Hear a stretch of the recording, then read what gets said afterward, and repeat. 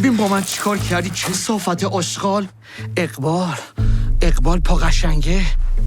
خدا تعالی اسمش گوشم هم نخورده.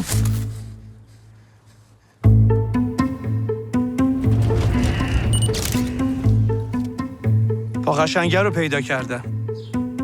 تو واقعا کی هستی؟ بعد اینکه شما رو گرفتم، بعد 2 هفته دوباره اومدن سراغ من. به جرم اجتباه تبانی تبلیغ علیه نظام منو گرفتن. فقط میخوام کمکم کنید ببینم خودشه یا نه. که پاقو را زر آورده اینجا.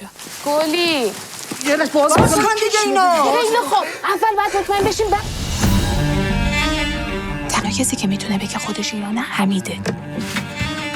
چند نفر مگه تو این شهرن که پای راستشون تو همونجا مصنوعی باشه؟ حق نداره بهش دست بزنه. تا وقتی نگفته اقبال کسی حق نداره دست.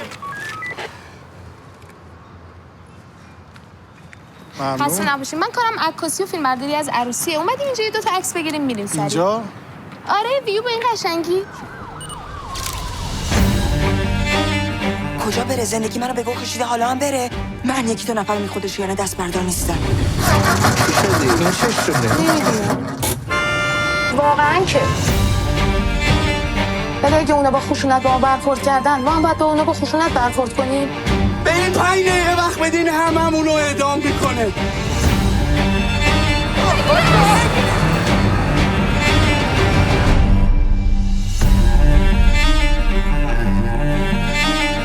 از صبح که دیدمتون فهمیدم یه دونتون این کاره نیستی.